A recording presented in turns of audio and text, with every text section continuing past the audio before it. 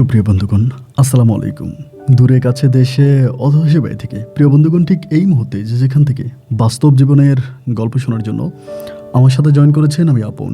আর যে আপন জীবনের গল্পের 1153তম পর্বে আপনাকে বরাবরের মতো স্বাগতম জানাচ্ছি। বন্ধুগণ, আজ আমি আপনাকে শোনাবো বন্দনগরী চট্টগ্রামের ছেলে নাহিদের জীবনের হৃদয় কাঁপানো এক তাজ্জব হওয়ার মতো ভয়ঙ্কর বাস্তব জীবন কাহিনী। বন্ধুরা, আজকের গল্পের টাইটেল সমুদ্রের নিচে আজব মানুষের সাথে কাটায় 7টা দিন। এক মানুষ বাস্তবে সমুদ্রের নিচে গিয়ে 7টা দিন কাটিয়ে আসে কিছু আজব ধরনের মানুষের সাথে। এই গল্পটা চট্টগ্রাম এবং কক্সবাজার ঘেঁষে কোনো এক এলাকার এক ভয়ঙ্কর রকম তাজ্জব বাস্তব জীবনের গল্পটা পড়ার পরে আমি ব্যক্তিগতভাবে জাস্ট অবাক হয়ে গিয়েছি যে এরকম ঘটনাও মানুষের জীবনে ঘটতে পারে। রূপকথার মতোই সুন্দর সাজানো গোছানো এক বাস্তব জীবনের গল্প। আমি সবাইকে অনুরোধ করব, শুরু থেকে শেষ পর্যন্ত চট্টগ্রামের ভাই নাহিদের জীবনের এই বাস্তব গল্পটা আপনারা প্রত্যেকে আমার মুখে শুনবেন এবং গল্প শেষে নাহিদকে আপনার মতো করে একটা মন্তব্য কমেন্ট বক্সে লিখবেন। ধন্যবাদ সবাইকে। সুপ্রিয় বন্ধুগণ, আসসালামু আলাইকুম। আমার নাম মোহাম্মদ নাহিদ হোসেন, আমার বাড়ি বন্দনগরী চট্টগ্রাম। বন্ধুরা, আমি আমার জীবনের গল্পটা শুরু করার শুরুতে আপনাদেরকে আমার পরিবারের বিষয়ে জানিয়ে রাখি। আমার পরিবারে আমি আছি, আমার বাবা আছে, মা আছে, এছাড়া রয়েছে আমার দাদা দাদি সহ আমার কাকা ফুফি, রয়েছে আমার ছোট 2টা বোন সহ ছোট একটা ভাই। আমরা টোটাল 2 বোন 2 ভাই। আমাদের পরিবারটা চট্টগ্রাম শহর থেকে অনেক দূরে সবুজ শ্যামলাগড়া কোনো এক ছোট্ট মায়াবী গ্রামে এক উচ্চ মধ্যবিত্ত পরিবার। আমার বাবা পেশায় ছিল একজন প্রবাসী।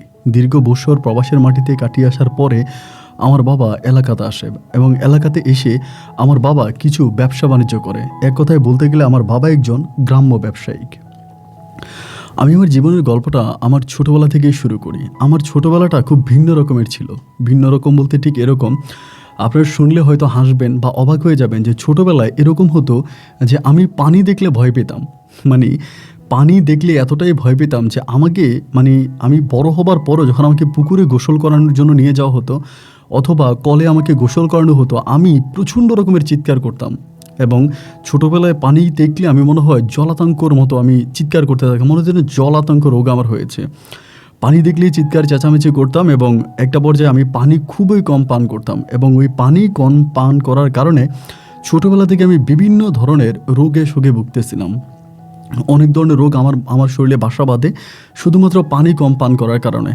আমার আব্বা আম্মা দুজনেই আমাকে বড় বড় ডাক্তার দেখায়, অনেক ভালো ভালো ডাক্তারের কাছে নিয়ে যায় এবং ডাক্তার কবিরাজ অনেক কিছু আমাকে দেখানো হয়, কিন্তু এরপরেও এর কোনো সঠিক সমাধান আমার জীবনে ঘটে না। মূলত পানি দেখলেই আমি চিৎকার চেঁচামেচি করি এবং পানি দেখলে আমি পানির কাছ থেকে দূরে সরে যাওয়ার জন্য হাউমা করতে থাকি। এভাবে ছোটোবেলার দিনগুলো কাটে এবং একটা পর্যায়ে আমি মোটামুটি প্রায় অনেকটাই বড় হয়ে যাই এবং বড় হয়ে যাওয়ার পরে আমার আব্বু আম্মুর সাথে আমার সম্পর্কটা কেমন জানি একটু ব্যতিক্রম ধর্মী হতে থাকে। একজন সন্তানের সাথে একজন পিতা মাতার যেরকম সম্পর্ক থাকে না, আমার সম্পর্কটা মনে হয় ঠিক তেমনটা ছিল না। আমার আব্বার সাথে আমার আম্মার সাথে আমার সম্পর্কটা খুব খারাপ ছিল। আমি কেন জানি সহজে আমার আব্বা আম্মাকে মেনে নিতে পারতাম না। তাদের সাথে আমি সবসময় উগ্র মেজাজে কথাবার্তা বলতাম। ওরা কোনো কথা বললে ওদের কোনো কথার আমি মূল্যায়ন করতাম না, কোনো কথার দাম দিতাম না। আর আমিও যদি কোনো কথা বলি, আমার আব্বা আম্মা আমার এই কথা শুনতো না বা এই কথা আমলে নিয়ে যেত না। তো এরকম সমস্যাগুলো কেন হচ্ছে, এরকম ঘটনাগুলো যখন ঘটতে থাকে, এক পর্যায়ে আমার দাদি আমার মারে বলে, যখন আমার আব্বা আমাকে গালাগালি করে আমি আব্বার কথা শুনি না, এরকমভাবে প্রবলেমে পড়ে যাওয়ার পরে আমার দাদি আমার মায়েরে বলে যে তোর জন্য আজ আমার নাতিটার এই অবস্থা, তোর কারণে আমার নাতিটা আজকে এতটা খারাপ হয়েছে। তো আমি মনে করতাম মা হয়তো ছোটোবেলা আমাকে প্রশ্রয় দিয়েছে, আমাকে বেশি আদর করতো কিন্তু আমার মাই, এই জন্য মনে হয় আমি ছোটোবেলা থেকে খারাপ হয়ে গেছি। এই জিনিসটা মনে হয় নানি বলতো, আমার দাদি বলতো। একটা পর্যায়ে আমি বুঝতে পারলাম যে আসলেই ঘটনাটা এরকম না।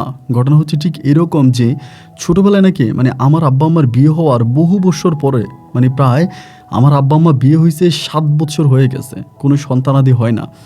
এবং 7 বছর হয়ে যাওয়ার পরে আমার মা আমার বাবা আমার মাকে বিভিন্ন ধরনের ডাক্তারের কাছে নিয়ে যায়।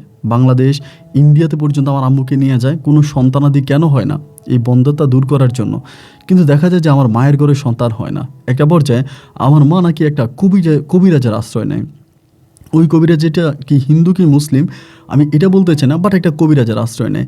তো ওই কবিরাজটা আসলে ভালো ছিল না। অনেকেই মানে আমার আম্মাকে মানা করে যে ওই কবিরাজের কাছে গেলে যদি সন্তান হয়ও, সন্তান কখনো ভালো হবে না এবং সন্তানের প্রতি একটা অশুভ ছায়া থেকে যাবে এবং সন্তানের ভবিষ্যৎ খুবই খারাপ হবে।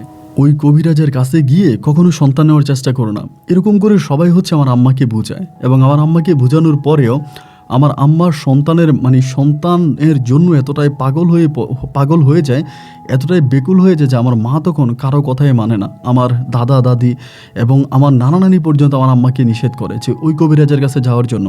কিন্তু এটা সত্যি যে ওই কবিরাজের কাছে গেলে সন্তান হয়, অনেকের ঘরে সন্তান হয়েছে, তবে বেশিরভাগ সন্তানগুলোই নষ্ট হয়ে যায়, ভালো পথে থাকে না, খারাপ হয়ে যায় এবং সন্তানের মাঝে একটা অন্যরকম কিছু বসবাস করে। মানে সন্তান একটু যেটাকে বলে একটু প্যারানর্মাল টাইপের হয়, খুব উগ্র মেজাজি হয়, রাগী হয়, বাবা মায়ের সাথে সম্পর্ক ভালো থাকে না, এরকম একটা ঘটনা ঘটে। এটা হচ্ছে আমার দাদি আমার মাকে বলল।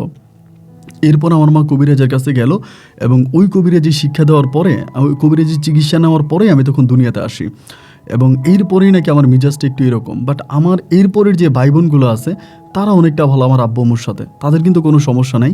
বাট সমস্যা হচ্ছে আমার সমস্যাটা কি ভাই, আমি বারবারই ভেঙে বলি যে আমি কোনোভাবে আমার আম্মুর কথা সহ্য করতে পারি না। ধরেন আম্মু আমাকে এটা বলছে যে নাহিদ খেতে আয়, এটা বললো কেন, আমি রেগে যাই যে তুমি আমাকে ডাকছো কেন, আমি কি খাবার খাইতে চাইছি তোমার কাছে? মানে ভালো কোনো কথা বললে আমি রেগে যেতাম। এবং আমি সবসময় মানে এমনি সবার সাথে ভালো ছিলাম, মানে আমার দাদা দাদি বা পরিবারের অন্য যে আমার ভাই বোনগুলো আছে বা আমার গ্রামের যারা কাকা চাচু জেঠু যারাই আছে সবার সাথে আমার সম্পর্ক খুব ভালো। সবাই বলে যে নাহিদের মানে যথেষ্ট পরিমাণে নাহিদ নম্র ভদ্র বা নাহিদের আচার আচরণ সব অনেক ভালো। কিন্তু শুধুমাত্র আমার আব্বা আম্মাকে আমি সহ্য করতে পারতাম না। এরকম করে আমার শৈশবের দিনগুলো কাটতে থাকে। একটা পর্যায়ে আমি মোটামুটি প্রায় অনেকটাই বড় হয়ে যাই। বড় হই বলতে আমি এসএসসি পরীক্ষা দিব। তো এসএসসি পরীক্ষা দিব মানে চিন্তা করেন যে আপনি শুনলে হয়তো অবাক হয়ে যাবেন, এসএসসি পরীক্ষার কিছুদিন আগে 2 থেকে 3 দিন আগে আমি আমার আব্বার সাথে চট্টগ্রাম শহরে গেছিলাম আব্বার কোনো একটা ব্যবসায়িক কাজে। তো আব্বা আমাকে সাথে করে নিয়ে গেছিলো, যেহেতু সামনে আমার পরীক্ষা, আমি পরীক্ষা দিতে হবে, পরীক্ষা দিব। তো আব্বুর সাথে যাওয়ার পরে আমার একটা জিন্স প্যান্ট পছন্দ হয়েছে। প্যান্টটা একটু ছিঁড়াবিড়া টাইপের ছিল, মানে ভালো প্যান্ট ছিল না। তো এই প্যান্টটা আমার পছন্দ হয়েছে, আমি এই প্যান্টটা কিনবো। আব্বুরে আমি বললাম যে আব্বু আমার এই প্যান্ট পছন্দ হয়েছে, জিন্স প্যান্ট, আমি প্যান্টটা কিনবো। আমার আব্বু বলে না, এখন তো এরকম খারাপ ধরনের জিন্স প্যান্ট কেনার দরকার নাই, তুমি অন্য কোনো পোশাক আশাক কিনো। আমি বললাম যে না, আমি এই জিন্স প্যান্টটাই কিনবো। আমার আব্বা আমার ওই জিন্স প্যান্টটা কিনে দিল না। এবং আব্বু আমাকে জিন্স প্যান্টটা কেন কিনে দিল না আপনি চিন্তা করতে পারেন। শুধু ওই রাগে, মানে অনেকেই হয়তো আমার কথা শুনলে হাসবে বা অনেকেই বলে যেটা কীভাবে সম্ভব, মানে আমার ভিতরে একটু ব্যতিক্রম কিছু বসবাস করতাম। বারবার বলি যে আমার কাছে মনে হয় আমি যেন আমার কন্ট্রোলে ছিলাম না, আমাকে যেন মনে হয় অন্য কিছু কন্ট্রোল করতো, আমি অন্য কিছুর কন্ট্রোলে আমি চলতাম। তো আমাকে আমার আব্বা জিন্স প্যান্টটা কেন কিনে দিল না, আমি তখন বাড়িতে আসি এবং বাড়িতে আসার পরে আমি যখনই চোখটা বন্ধ করি তখনই আমি আমার আব্বুর চেহারাটা অনেক ভয়ঙ্করভাবে দেখতে পাই। মানে আমার বাপের চেহারাটা আমার কাছে অনেক ভয়ঙ্করভাবে আমার চোখের সামনে আসে। মানে কেমন জানি আমার বাবা, মনে হয় যেন আমি আমার বাবাকে খুন করে ফেলবো, মানে এতটাই রেগে যাই। মানে কেন আমাকে প্যান্ট কিনে দিল না, শুধু আমি যে প্যান্ট পছন্দ করছি আমাকে ওই প্যান্টটা কেন কিনে দিল না, ওই রাগে, ওই ক্ষোভে, ওই রাগ আর ক্ষোভ নিয়ে আমি মধ্যরাতে আমার বাড়ি থেকে চলে যাই। 2 দিন পরে কিন্তু আমার এসএসসি পরীক্ষার ফর্ম ফিল আপ, রেজিস্ট্রেশন এবং সব কিছু ঠিক হয়ে গেছে। আমি যে পরীক্ষার হলে যাব সেখানে পর্যন্ত রিক্সা ঠিক করা আছে, রিক্সা আমাকে দিয়ে আসবে, নিয়ে আসবে। এইরকম অবস্থার ভিতরে আমি মধ্যরাতে ওই প্যান্ট কিনে দিল না কেন আমি রাগ করে বাসা থেকে বেরিয়ে গেছি। এখন বাসা থেকে যখন বেরিয়ে যাচ্ছি, বাট আমার ভিতরে তখন এই বিবেকটা কাজ করে না যে 2 দিন পর তো আমার পরীক্ষা, আমি যদি চলে যাই তাহলে তো আমার 1 বছর ড্রপ হয়ে যাবে, আমার পড়াশোনা বন্ধ হয়ে যাবে, বা এটা তো করা ঠিক না। এমন তো এরকম কোনো কাজ আমার সাথে হয়ে যায় নাই যেটার জন্য আমি এত বড় একটা স্টেপ নিয়ে নিতে পারি। আমার ভিতরে আমি নাই। আমি তখন বাসা থেকে বেরিয়ে গেলাম এবং বাসা থেকে বেরিয়ে যাওয়ার পরে আমি, আমার মনে আছে, আমি আমাদের যে স্ট্যান্ড ছিল বাস স্ট্যান্ডে গিয়ে আমি একটা বাসে উঠে গেছি। এখন এই বাস কোথায় যাবে না যাবে আমি এটা জানি না, আমি উঠে গেছি এবং এক পর্যায়ে কন্ট্রাক্টর আসছে, এসে আমারে বলতেছে যে টিকিট দেখানোর জন্য। তাই আমি বললাম আমি তো টিকিট কাটি নাই। পরে আমার বলে তাহলে পিছনে গিয়ে বসেন। তা পিছনে গিয়ে বসলাম এবং ওই বাসটা হচ্ছে আপনার গেল, কক্সবাজার গেল। তো আমার কাছে কিন্তু কোনো মোবাইল ফোন তো নাই যে আমি পরিবারে কারোর সাথে যোগাযোগ করব, আব্বা আম্মা অথবা আমার দাদা দাদি কারোর সাথে কোনো যোগাযোগ করতে পারি না, কোনো মোবাইল ফোনটা আমার সাথে নাই। আমি বাড়ি থেকে বেরিয়ে তখন চলে গেছি কক্সবাজার। এবং কক্সবাজার যাওয়ার পরে আমি তখন চিন্তা করতেছি কী করা যায়। বাট আমি কিন্তু দেখতে শুনতে অনেকটা ভালো ছিলাম, আমার শরীরের গঠন অনেক সুন্দর ছিল, আমি দেখতে লম্বা টম্বা ছিলাম, মানে মোটামুটি দেখতে আমার গুড লুকিং ছিল এক কথা বলতে গেলে। এবং আমি ওইখানে যাওয়ার পরে, কক্সবাজার যাওয়ার পরে সকালবেলা চিন্তা করতেছি কী করা যায়। পকেটে কিছু টাকা আছে, যেহেতু সামনে পরীক্ষা দিব, অনেকেই মানে সালাম করছিলাম, অনেকে আমাকে টাকা পয়সা দিছে বা নিজের কিছু জমানো টাকা আছে, ওইটা নিয়ে তখন আমি চলতেছিলাম। একদিন একটা আবাস হোটেলে থাকার একটা হোটেল খুঁজতেছিলাম। তো আসলে সামনের দিকে যদি কোনো হোটেলে থাকি তাহলে অনেক টাকা ভাড়া দিতে হবে। তা যদি ভিতরের দিকে সাগর থেকে মোটামুটি দূরে কোনো একটা হোটেলে যাই তাহলে ভাড়া একটু কম। এর আগেও আমি কক্সবাজার এসেছিলাম আমার বন্ধুবান্ধবের সাথে স্কুল জীবনে। তো ওই সময় আসার পর আমি জিনিসটা দেখলাম আর কি, ওই সময় আমি এটা শিখলাম যে যদি বিচ থেকে অনেক দূরে হোটেল নেওয়া হয় তাহলে ওখানে ভাড়াটা কম থাকে।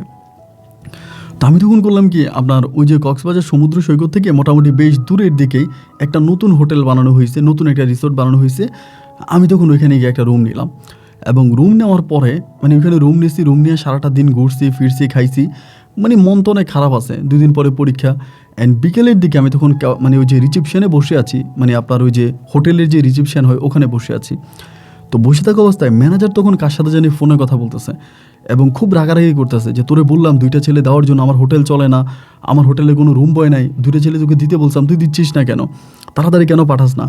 তো ওই লোকের সাথে কথাবার্তা হলো এবং তার কথোপকথন শুনে আমি যেটা বুঝলাম, সম্ভবত তাদের হোটেলে কোনো লোক লাগবে, ওয়ার্কার লাগবে। পরে আমি ম্যানেজারে বললাম যে আপনাদের হোটেলে কি কোনো লোক রাখবে, হোটেল বয়? পরে বলে হ্যাঁ, কয়টা হোটেল বয়ের দরকার ছিল, বাট আমি তো নিয়োগ দিয়েছি, কিছু ছেলে আসার কথা এখনও আসতেছে না। কেন, আপনার রুম কি ময়লা হয়ে গেছে? সমস্যা নেই, আমি পরিষ্কার করে দেবো, আমি যাব। আমি বললাম যে না, কিছু মনে করবেন না, একটা কথা জিজ্ঞেস করি না, আমারও একটা চাকরির প্রয়োজন, যদি আপনাদের এখানে আমাকে রেখে দেন তাহলে আমি এখানে কাজ করব। পরে আমার বলে বাহ, ভালো কথা, আপনি থাকবেন। আমি আবার হোটেল নেওয়ার সময় কিন্তু কোনো আইডি কার্ড দেই নেই, এমনি হোটেল নিয়েছিলাম। আর হোটেল রুমটা যেহেতু নতুন ছিল, রিসোর্টটা নতুন, এই জন্য উনি আমার আইডি কার্ডটা নিয়ে খুব একটা ঝামেলা করে নাই। পরে আমারে বললে আপনি যদি কাজ করেন তাহলে তো ভালোই হয়, আপনার কোনো পূর্ব অভিজ্ঞতা আছে এই কাজের উপরে? আমি বলি যে না, এর আগে আমি কখনো এই ধরনের কাজ করি নাই বা এই কাজের উপরে আমার তেমন কোনো অভিজ্ঞতাও নাই। উনি তখন আমাকে বলতেছে আপনার যে এই কাজের উপরে অভিজ্ঞতা নাই তাহলে কি আপনি কাজ করতে পারবেন, এই কাজ করা কি সম্ভব? আমি বললাম হ্যাঁ, পারবো না কেন, অবশ্যই পারবো, আপনি যদি বলেন আমি কাজ করতে পারবো, আমার পূর্ব কোনো অভিজ্ঞতা না থাকলেও সমস্যা নেই, আমি কাজ করতে পারবো।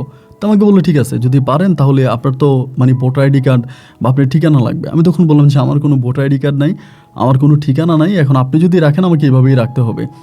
পরে ওনারও লোক প্রয়োজন, আমারও কাজের প্রয়োজন, উনি তখন এই জিনিসটা স্যাক্রিফাইস করলো। আমাকে তখন বললো যে ঠিক আছে, আপনি কি আজকে থাকবেন না রুম ছেড়ে দেবেন? রুম ছেড়ে দিব। বলে তাহলে রুম ছেড়ে দিলে আমাদের নিচে একটা স্টাফ রুম আছে, আপনি এখানে চলে আসেন। ওইখান থেকে আমি তখন ওই বিকেলে রুম টুম ছেড়ে দিয়ে স্টাফ রুমে চলে আসি। তো ওইখানে আমি তখন থাকতে শুরু করি। কিন্তু বিষয়টা কি জানেন, ওখানে কিন্তু খুব বেশি একটা কাস্টমার যায় না, অনেক বেশি গেস্ট যায় না, বেশিরভাগ সময় হোটেল রুমগুলো ফাঁকাই থাকে।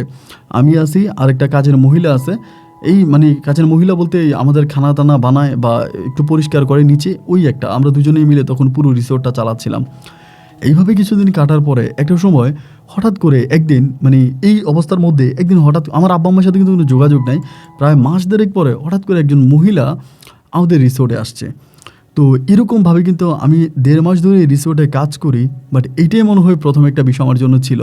আর এখানে আরেকটা কথা বলে রাখা ভালো, আমার হোটেলে যেহেতু লোকজন কম ছিল বা বেশিরভাগ সময় যেহেতু আমার হোটেল ফাঁকা থাকতো, খালি থাকতো, আমার খুব বেশি একটা কাজ ছিল না। এই জন্য আমি বেশিরভাগ সময় রাত্রে 11টা থেকে 11:30টার মধ্যে কক্সবাজার সমুদ্রের পাড়ে নির্জন কোনো একটা জায়গায়, যেখানে মানুষের চলাচল কম, এরকম কোনো একটা জায়গায় গিয়ে আমি চুপচাপ বসে থাকতাম।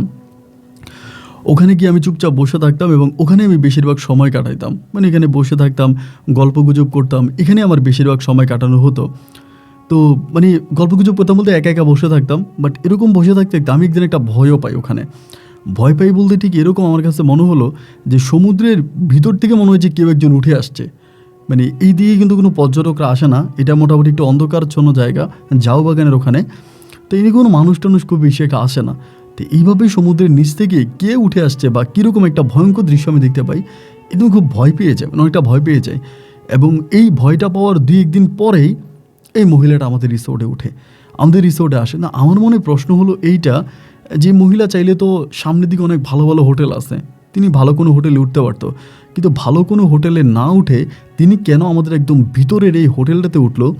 আমার মনে তখন সন্দেহ লাগলো বলতে আমার কাছে মনে হলো যে মহিলাটা মনে হয় খারাপ হবে, খারাপ চরিত্রের কোনো মহিলা হবে, কোনো খারাপ কাজ করার জন্য হোটেলটা নিয়েছে, এটা আমার কাছে মনে হলো। এরপরে তিনি হোটেল আমাকে রুম দেখাইলো, তিনি আইডি কার্ডটা তার যতটুকু ডকুমেন্ট ছিল সব দিল এবং দেওয়ার পরে তিনি তখন আমাকে আমি রুমে নিয়ে গেলাম, রুম দেখাইলাম। তো তো আমার কাছে বিষয়টা খুব অবাক লাগলো যে সামনে এত ভালো ভালো রিসোর্ট থাকতে এই মহিলা পিছনে গিয়ে রুম কেন নিল? এমন তো নয় যে তার টাকা কম আছে, তার হাতে যে মোবাইল ফোন আমি দেখলাম এটা অনেক দামি, এবং তার কথাবার্তার ধরন টরন সব কিছু মানে অনেকটা দামি, মানে অনেক মানে তাহলে সে মানে এরকম কেন? মানে টাকা পয়সাওয়ালাই তো মনে হচ্ছে, তাহলেও কেন এত পিছনে গিয়ে কেন হোটেল নিল? ভাবলাম হয়তো তার কোনো বয়ফ্রেন্ড আসবে বা খারাপ কোনো মহিলা।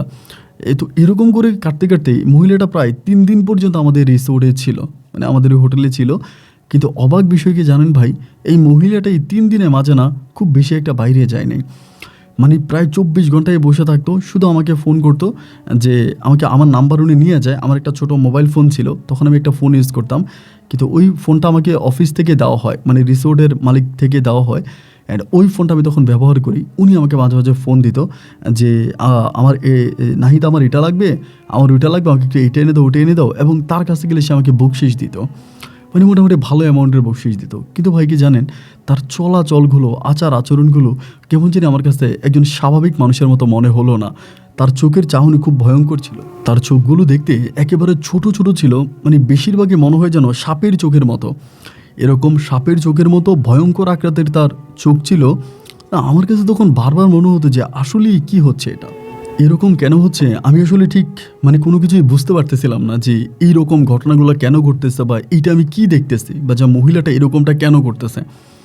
তো এরকমভাবেই সে আমাদের রিসোর্টে থেকে গেল, তাকে খাবার দিতাম, খাবার খাইতো, আমি আবার মানে প্লেট নিয়ে আসতাম, আবার খাবার দিতাম, মানে রুমেই থাকতো। এভাবে প্রায় 1 সপ্তাহের মতো উনি আমাদের হোটেলেই ছিল। তো ওনারে নিয়ে আমাদের বরাবর মতো আমার যিনি ম্যানেজার ছিল তারও অনেক কৌতূহল, সে আমাকে জিজ্ঞেস করতেছে, নাহিদ এই মহিলা এখানে রুম নিয়ে এভাবে ঘুমায় কেন বা থাকে কেন? তো আমি আর আমার ম্যানেজার মিলে হয়তো ধারণা করলাম যে মহিলাটা কক্সবাজার আসছে ঘোরার জন্য না, সে একটু নীরবে সময় কাটানোর জন্য। হয়তো আমাদের হোটেলটা যেখানে, এখানে গাড়ির সাউন্ড কম এবং প্রকৃতির সাউন্ড বেশি পাওয়া যায়, এই জন্য মনে হয় তিনি একটু নীরব নিচ্ছিন্নতা খুঁজতেছিল, যার জন্য মনে হয় তিনি এখানে হোটেলটা নিয়েছে।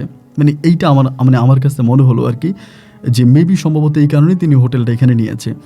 তো এরপরে তিনি ওখানে আসে, ওনার মতো করে উনি পড়ে আসে। যাক আলহামদুলিল্লাহ, এভাবে সপ্তাহখানিক থাকার পরে তিনি তখন বললো যে তিনি চলে যাবে, আর থাকবে না। আমার বলতেছে, নাহিদ আমি তো অনেক দিন ধরে ছিলাম, বাট আমি চলে যাবো, আমার বাড়ি ঢাকাতে। তো তোমার ফোন নাম্বারটা আমি নিয়ে গেলাম, যদি এরপরে আমি আসি তাহলে তোমার সাথে আমি যোগাযোগ করব। এই কথা তিনি আমাকে বলল, এবং এই বলে তিনি তখন চলে গেল। বিষয়টা খেয়াল করবেন, সে চলে গেল, এবং চলে যাওয়ার পরে মাঝে মাঝে উনি আমাকে ফোন দিত, এবং যখন উনি আমাকে ফোন দিত মানে গভীর রাতে, ধরেন রাত্র আপনার 2টা বাজে 3টা বাজে এইরকম সময় আমাকে ফোন দিত, এবং ফোন দিয়ে তিনি কিছু অদ্ভুত ধরনের কথা বলতো। অদ্ভুতগুলো কি জানেন? তিনি বলতো এরকম ফোন দিয়া যে, নাহিদ তুমি সাগর পাড়ে বসে আছো কেন, এমন করে আমাকে বলতো। তো আমি তখন বলতাম যে, ম্যাডাম আপনি কি করে জানলেন বা আপনি কি করে বুঝলেন যে আমি সাগর পাড়ে বসে আছি?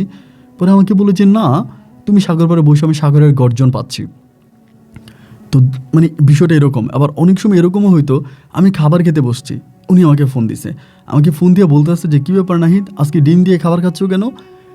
আমি তখন একটু অবাক হয়ে যেতাম, জিজ্ঞেস করতাম যে, ম্যাডাম মানে আপনি কীভাবে জানেন যে আমি ডিম দিয়ে ভাত খাচ্ছি, মানে আপনি এটা কীভাবে জানেন? তো উনি আমার কাছে তখন বলতো কি যে, আমার কাছে মনে হলো তুমি ডিম দিয়ে ভাত খাচ্ছ, মানে আমার কাছে মনে হচ্ছে যে তুমি ডিম দিয়ে ভাত খাইছো, মানে ভাত খাচ্ছ, বিষয়টা এরকম। মানে ওনার কিছু কিছু কথা আমার কাছে মানে এরকম মনে হতো যে আমি আসলে মানে বুঝতে পারতেছিলাম না যে উনি আসলে কে বা কেন উনি এরকমটা করতেছে, এবং তার কথাবার্তার ধরন খুবই সন্দেহজনক ছিল, খুবই সন্দেহজনক তার কথাবার্তার ধরন।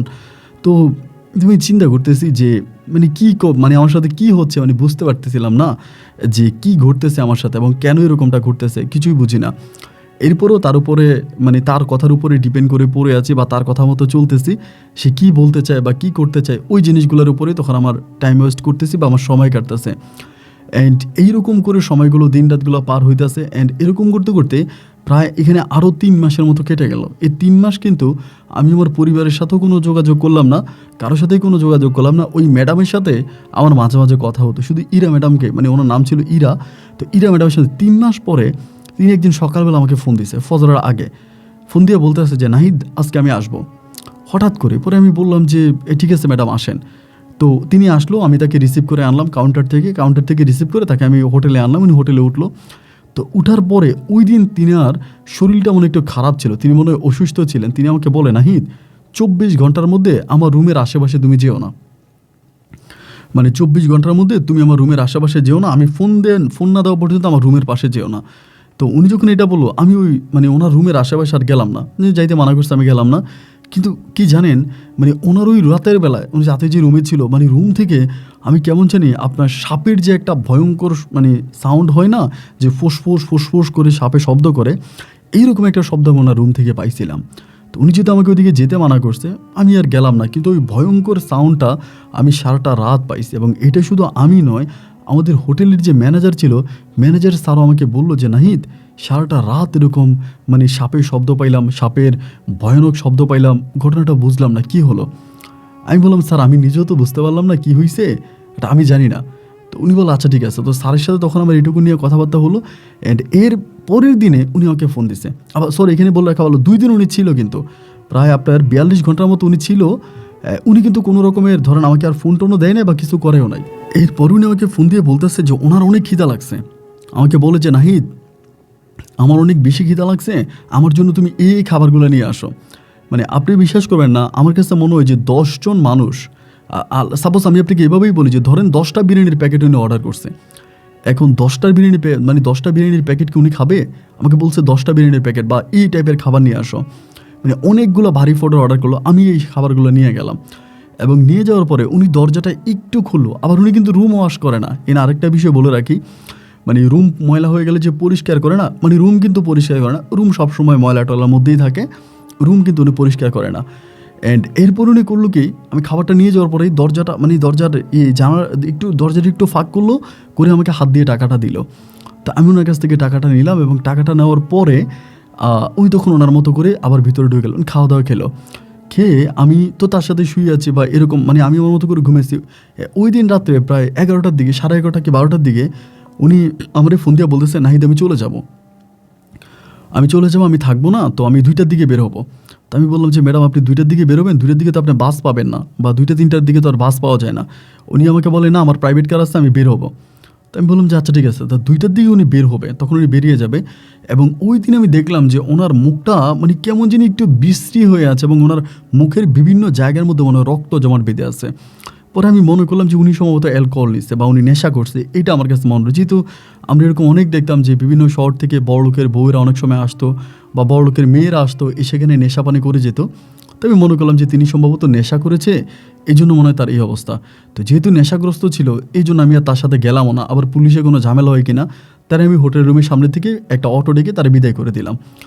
বিদায় করে দিয়ে আমি তখন হোটেল রুমে আসছি, এবং আসার পরে এবং পরের দিন ওই রুম পরিষ্কার করার জন্য আমাদের যে খালা ছিল, যিনি রুম পরিষ্কার করতো, অ্যান্ড পরের দিন সকালবেলা উনি রুম পরিষ্কার করতে গিয়ে উনি চিৎকার করতেছে মানে রুমের ভিতরে, এবং চিৎকার করতেছে এবং আমার ডাকতেছে যে নাহি তাড়াতাড়ি এদিকে আসো। অ্যান্ড আমি তখন রুমের দিকে গেলাম, এবং রুমে যাওয়ার পর আমি যেটা দেখলাম যে সাপেরা যে সবল পাল্টায় না, বা শরীরের যে আপনার স্ক্যান চেঞ্জ করে না, মানে স্নেক যে স্ক্যান চেঞ্জ করে, এরকম স্ক্যান চেঞ্জ করা কিছু জিনিস পাওয়া গেল। এবং আরও কিছু জিনিস এই রুমের মধ্যে পাওয়া গেল, যেগুলো আমি বলতে চাই না এই কারণেই যে আরও কিছু জিনিস ভয়ানক আকৃতির রুমের মধ্যে পাওয়া গেল। এবং মানে অনেক লম্বা লম্বা চুল পাওয়া গেল, দাঁত পাওয়া গেল, এরকম অনেক কিছু পাওয়া গেল। এখন এই মহিলা করলো কি, এগুলো দেখার পরে সে চিৎকার দিয়ে উঠছে, এবং চিৎকার দেওয়ার পরে আমি তখন রুমে গেলাম। রুমে গিয়ে দেখলাম যে আসলেই এই জিনিসগুলো এটার মধ্যে পড়ে আছে। আমি তখন অবাক হয়ে গেলাম যে কী ব্যাপার, এই জিনিসগুলো এখানে কেন। অ্যান্ড এরপরে আমি তখন ম্যানেজার স্যারও রুমে আসছে। উনি এসে দেখলো যে এই ঘটনা। পরে আমাকে বললো যে নাহিদ ওই ম্যাডাম ছিল না এই রুমে? আমি বললাম জি ওই ম্যাডাম ছিল। তা বলে ম্যাডামের সাথে যোগাযোগ করো, তো ম্যাডামকে ফোন দাও। আমি তখন ম্যাডামের নাম্বারে কল দিলাম, ম্যাডামের নাম্বারটা বন্ধ, নাম্বারে আমি লাইন পেলাম না। এবং নাম্বারটা বন্ধ হওয়ার পরে স্যার তখন বলতেছে যে বিষয়টা নিয়ে আমরা করবো, তুই একটু চুপ থাকো, দেখা যাক এটা কী হয়, মানে করো না, এই যেভাবে সেভাবে থাকুক, আমরা বসকে জানাবো, মানে ওদের যে মালিক আছে মালিককে জানাবে। অ্যান্ড এই কথা বলে ম্যানেজার তখন নিচে গেল, মালিক আসবে দুপুরে, আসলে মালিককে দেখাবে। এর ভিতরেই ধরেন হঠাৎ করে আমার উনি ফোন দিছে, ওই আপনার যে এই ইরা ম্যাডাম ফোন দিছে। ফোন দিয়ে আমার বলতেছে নাহিদ ফোন দিয়েছো কেন? আমি বললাম মানে আমি কী বলবার, মানে আমার তখন গলা শুকিয়ে গেছে। আমি বলছি এমনি ফোন দিছে। বলে না তুমি ফোন দিছিলা, আমি তো ঘুমাইছিলাম। ওনার মোবাইল কিন্তু বন্ধ ছিল, বাট উনি আমরা বলতেছে তুমি যে ফোন করছিলা আমি কিন্তু ঘুমাইছিলাম, এই জন্য বুঝতে পারিনি। তো আমি বললাম ম্যাডাম আপনি কি ঢাকায় পৌঁছাইছেন? বলে হ্যাঁ আমি ঢাকায় চলে আসছি। পরে আমি বললাম যে ম্যাডাম আপনি কি রুমে কিছু রেখে গেছেন? বলে না আমি রুমে কিছু রেখে যাইনি, আমার রুমে কিছু রাখা নাই, আমি রুমে কিছু রেখে যাইনি। পরে বলতেছে তখন বলতেছে যে ও আচ্ছা ঠিক আছে, তো ঠিক আছে রাখো তাহলে। আমি বললাম যে ঠিক আছে রাখি। এই বলে আমি ফোনটা আবার রেখে দিলাম। রেখে দিয়ে মানে আমার কি হলো আমি জানি না, আমি রুমে আসছি। রুমে আসার পরে আমার ওই যে মালিক টালিক যা আছে মানে এরা কিন্তু এখনও কেউ আসে না। এই ঘটনাটা আমি যে রুম ক্লিন করে মহিলা আর হচ্ছে আমাদের ম্যানেজার, আমরা তিনজনে জানি। পরে রুমে আসলাম, না রাতে ডিউটি করছি তো রাতে ঘুমাই নাই। আমার আবার একটু ঘুম আসছে, এবং ঘুম আসছে পরে ভাই আমি স্বপ্নে দেখতেছি ওই ম্যাডামকে, এবং তিনি একদম বিবস্ত্র একটা চেহারা নিয়ে, মানে ভয়ঙ্কর একটা চেহারা নিয়ে, দাঁতগুলো এত উঁচা উঁচা, খুব বিশ্রী একটা চেহারা নিয়ে স্বপ্নে আমার কাছে আসছে। এসে আমাকে বলতেছে, নাহিদ যদি ভালো চাও তাহলে এটা নিয়ে এই বিষয়টা কারো কাছে বলবা না, এটা নিয়ে কোনো জানাজানি করবা না, তুমি এখন ম্যানেজারের কাছে যাবা এবং ম্যানেজারের কাছে গিয়ে তুমি ম্যানেজারকে বলবা এই যে চুল বা এটা ওইটা যেখানে পাওয়া গেছে এগুলো তুমি বলবা যে এই জিনিসগুলো তুমি রাখছো জাস্ট ম্যানেজারকে ভয় দেখানোর জন্য বা ওই মহিলাকে ভয় দেখানোর জন্য, যেহেতু তারা আমাকে নিয়ে একটু ভয়ভীতির মধ্যে ছিল। তুমি বলবা যে স্যার আমি আপনাকে আসলে ভয় দেখানোর জন্য এগুলো রুমের মধ্যে রাখছিলাম, এগুলো এই চুলগুলা এই যে জিনিসগুলো পাওয়া গেছে এগুলো আমি বাইরে থেকে কিনে আনছি, কিনে এনে আপনাকে ভয় দেখানোর জন্য রাখছি। এখন আপনি যদি এটা স্যারকে বলে দেন, বসকে বলে দেন, এবং বিষয়টা নিয়ে যদি বেশি একটা গাঁটাগাঁটি হয় তাহলে তো আমার চাকরি চলে যাবে। এখন বস আমি আসলে একটা দুষ্টমি করছি, আপনি আমাকে মাফ করে দেন, এই কথা তুমি ম্যানেজারকে বলবা। যদি বলো তো ভালো, আর যদি না বলো তাহলে তোমার জীবনে এমন কিছু ঘটবে যেটা তুমি স্বপ্নেও চিন্তা করতে পারবে না, এবং তুমি নাকে মুখে রক্ত উঠে মারা পড়বা। এইটা বলা মাত্রই আমার ভিতরে ভাই তখন মানে আমার গলা তখন শুকিয়ে গেল যে আল্লাহ এটা কি, মানে এটা আমার সাথে কি হইলো বা তখন বুঝতে পারতেছিলাম না। এবং ঘুমটা ভাঙার পরে আমি তখন ম্যাডামের নাম্বারে কল দিলাম। ভাই ম্যাডামের নাম্বারে কল দেওয়ার পরে ম্যাডাম আমার কলটা রিসিভ করে বলতেছে, আমি বললাম ম্যাডাম, বলে যা স্বপ্নে দেখেছো তা করো যদি ভালো চাও। আমি না হয় স্বপ্নেটা ভুলে গেলাম যে স্বপ্নে আমি যেটা দেখছি এটা সম্ভবত, যেহেতু ম্যাডামকে নিয়ে আমি উল্টাপাল্টা চিন্তাভাবনা করি, এরকমভাবে হয়তো আমি এটা স্বপ্নে দেখেছি। কিন্তু ম্যাডাম তাহলে আমাকে কিভাবে ফোন দেওয়ার পর আমাকে ডিরেক্টলি এটা বললো যে যেটা বলেছি এটা করো যদি ভালো চাও, এইটা মানে যেটা স্বপ্নে দেখেছো সেটা করো যদি ভালো চাও, এই বলে ম্যাডাম তখন ফোনটা কেটে দিল। আমি আবারও ফোন দিলাম, উনি আবারও ফোনটা রিসিভ করে আমাকে একই কথা বলে যে নাহিদ যেটা স্বপ্নে দেখেছো সেটা করো যদি ভালো চাও। এবং ভাই তখন আমার হাত পা সব ঠান্ডা হয়ে গেছে, আমার শরীরের পশম দাঁড়ায় গেছে। মানে আমি তখন মানে একটা ভয়ের মধ্যে ঢুকে গেলাম যে আল্লাহ আমি এখন কী করব। মানে আমার তখন মানে আমার ভিতর তখন মনে হয় কি আর আমি নাই, এবং আমি তখন এরকম আমার হাত পা কাঁপতেছে। আমি আর রুমের দিকেও সামনে ভয়ে যাই না, ম্যানেজারের রুমের দিকেও যাই না, একটা ভয়ভীতির মধ্যে পড়ে এরপর আমি চিন্তা করছি যেহেতু উনি খারাপ কিছু হবে, উনি তো আর কোনো মানুষ না। তখন আমি শিওর হয়ে গেলাম তো তাহলে হয়তো আমাকে মেরেও ফেলতে পারে, আমার কোনো খারাপইও করতে পারে। এই ভয়ে আমি তখন করলাম কি, ম্যানেজারের ক্যাশে গিয়া আমি কান্না করতে শুরু করছি ক্যাশের সামনে। পরে আবার স্যার বলতেছে কিরে কান্না করতেছিস কেন? আর এখানে আরেকটা বিষয় বলে রাখা ভালো, ওই যে জিনিসগুলো পাইছিলাম এই জিনিসগুলো কিন্তু রুমের মধ্যে রাখা আছে, ওই রুমের মধ্যে আমরা প্যাকেট করে রেখে দিয়েছি। তো ম্যানেজার আমার বলে কী ব্যাপার নাহিদ কান্দাচ্ছো কেন, কী হয়েছে? আমি তখন পায়ে ধরে বলতেছি স্যার আমার মাফ করে দেন, আমি একটা ভুল করে ফেলছি। পরে আমারে বলে ভুল করছো? কি ভুল করছো? আর পা ছাড়ো, সমস্যা নাই, তুমি আমার ছেলের মতো, আমি রাগ করবো না, বলো কী হয়েছে? আমি বলি স্যার আপনি তো সবসময় ম্যাডামকে নিয়ে ইরা ম্যাডামকে নিয়ে আপনার মনে অনেক সন্দেহ ছিল, আপনি এবং ওই যে আমাদের যে বুয়া আছে আপনারা দুজনেই বলতেন ইরা ম্যাডাম কোনো মানুষ না, তিনি সম্ভবত কোনো সাপ হবে বা তিনি কোনো জিন বা পরী হবে, এগুলো আপনারা সবসময় বলতেন। তো স্যার আমি আপনাদেরকে ভয় দেখানোর জন্য সেদিন রাতের বেলায় ইরা ম্যাডাম চলে যাওয়ার পরে আমি ম্যাডামের রুমের মধ্যে এই জিনিসগুলো রেখেছিলাম আসলে আপনাদেরকে ভয় দেখানোর জন্য। আপনারা ভয়ও পাইছেন, সবই ঠিক আছে, কিন্তু এখন স্যার আমি চিন্তা করতেছি আপনি তো বসকে জানাইছেন, আর বস আইসা যদি বিষয়গুলো মানে রিসার্চ করে বা বস যদি কোনোভাবে বুঝে যায় যে এটা আমি করছি, বা বস যদি ওই ম্যাডামের সাথে কথা বলতে চায়, ম্যাডামকে ফোন দেয়, এবং ম্যাডাম যদি আমার গেস্টের সাথে বসের একটা সমস্যা হয়ে যায়, পরে যদি আমার চাকরি চলে যায়, স্যার আমি আপনার পায়ে ধরে ক্ষমা চাই, এটা আমি দুষ্টমি করছি, আপনি বসের কিছু জানাইন না।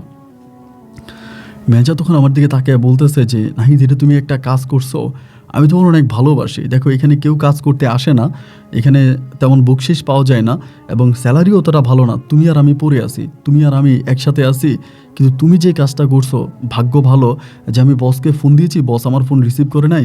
যদি বস আমার ফোন রিসিভ করে বস যদি আসতো এবং আসার পর যদি এই জিনিসগুলো দেখতো, বা তাহলে তো বস অবশ্যই ম্যাডামের সাথে কথাবার্তা বলতো, এরপর তো ম্যাডামকে অপমান করা হতো, তাহলে কি তোমার চাকরি থাকতো?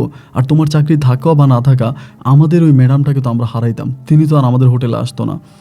আমি বললাম স্যার আমি আপনার পায়ে ধরি, যা ভুল করার তা তো করেই ফেলছি, স্যার আপনি আমাকে মাফ করে দেন। পরে বলতেছে আচ্ছা ঠিক আছে সমস্যা নাই, আমি তোমাকে মাফ করে দিলাম, তা এই নিয়ে তুমি আর কোনো টেনশন করো না, তো তুমি থাকো। কোনো সমস্যা নাই। এই বলে তখন মনে করেন উনি আমার সাথে ভালো হয়ে গেল, আমাদের ওই ম্যানেজার। আমি হচ্ছে ঠিক আছে নাহিদ, ওকে ফাইন। কিন্তু ভাই এইটাই ধরেন ম্যানেজারের সাথে বা আমার এইটুকুই কথাবার্তা হলো, এবং এইটুকু কথাবার্তা হওয়ার পরে আমি তখন এই জিনিসগুলোর জন্য মানে রুমে গেছি। আবার উনি আমাকে এটাও বলে দিচ্ছে যে নাহিদ, তাড়াতাড়ি গিয়ে রুম থেকে যে জিনিসগুলো তুমি আনছো বা যা তুমি এখানে নাটক যেটা করছো এটা শেষ করো, গিয়ে রুম থেকে জিনিসগুলো নিয়ে এগুলো ফেলে দাও। এটাও কিন্তু উনি আমাকে বলছে। তো বলার পরে আমি তখন এই ভয়ে ভয়ে রুমের মধ্যে ঢুকলাম। ঢুকার পরে এই জিনিসগুলো যে মানে পলিথিনে ঢুকানো আছে, ওই পলিথিনটা আমি তখন হাতে নিলাম।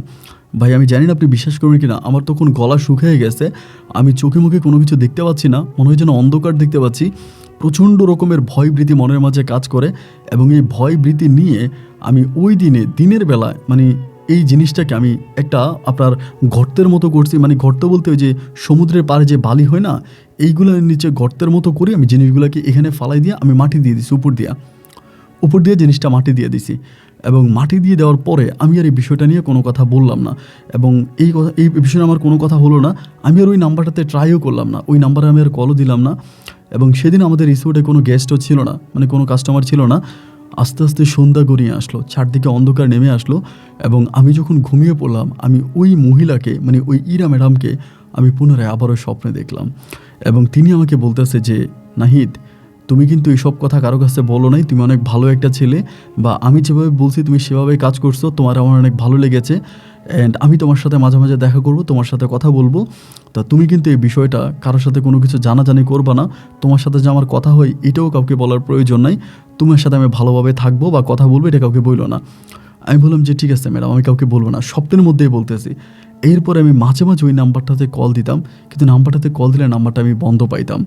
মানে অনেক সময় নাম্বারটাতে কল দিতাম, নাম্বারটাতে কল দিলে নাম্বারটা বন্ধ, মানে কল দিলে নাম্বারটা বন্ধ, কিন্তু রাতের বেলায় তার সাথে আমার স্বপ্নের মধ্যে কথা হতো।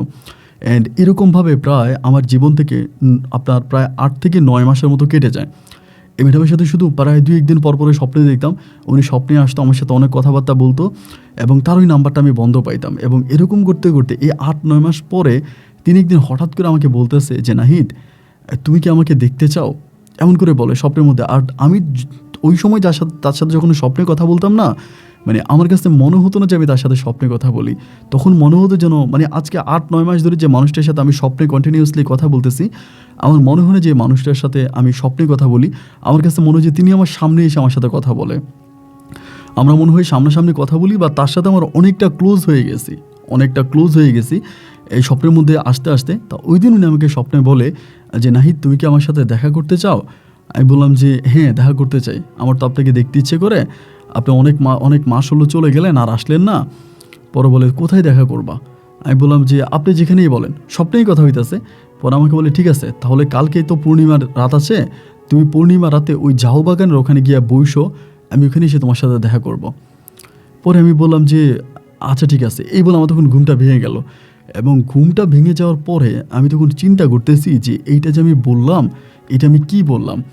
এবং দিনের বেলায় আমি ওই ঝাউ বাগানের দিকে গেলাম, যেখানে সে আমাকে ঠিকানা দিয়েছে, ওই ঠিকানাটা অনুযায়ী আমি গেলাম। যাওয়ার পরে আমি চিন্তা করতেছি রাতের বেলা আমি ওখানে আসবো, মানে ভয়ও কাজ করে, আবার ভয় লাগেও না, কারণ 7 মাস ধরে তার সাথে আমার কথাবার্তা হচ্ছে প্রতিনিয়ত রাতের বেলায়, এবং তাকে আমি সরাসরি দেখেছি। আমার ভিতরে যে একটা ভয় কাজ করতো, ওই ভয়টা কিন্তু আর কাজ করে না।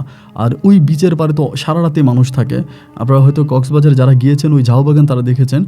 তো ঝাউ বাগানটা তো এখন অনেক ছোট হয়ে গেছে, ওই সময়টা তো অনেক বড় ছিল। তখন আমি চিন্তা করলাম যে ঝাউ বাগানে আমি যাব, এবং আমি টাইমটা উনি আমাকে বললো, আমি ওই টাইমের সময় ঝাউ বাগানে আমি গিয়ে বসলাম। এবং বসার পরে কিছুক্ষণ পরেই আমি দেখলাম উনি ওই দিক থেকে মানে বিচের দিক থেকে মনে হয় যেন উনি সাগর থেকে উঠে আসছে, এমন একটা অবস্থা। সাগরের দিক থেকে তিনি আস্তে আস্তে করে সামনের দিকে আসতেছে, এবং তার দিকে তাকানোর পরে আমি প্রচণ্ড ভয় পেয়ে গেছি। ভাবতেছিলাম, একবার মনে করছিলাম যে ওইটা দৌড় দিব, আবার চিন্তা করতেছি যে না, ওইটা দৌড় দিব না, এখানে দেখে কি করা যায়। তিনি একজন স্বাভাবিক মানুষের মতো যে পোশাকটা পরে আমাদের রিসোর্টে আসছিল বা আমাদের হোটেলে ছিল, সেম এইরকম একটা পোশাকেই তিনি আমার সামনে আসছে। এসে আমারে বলতেছে যে কেমন আছো নাহিদ?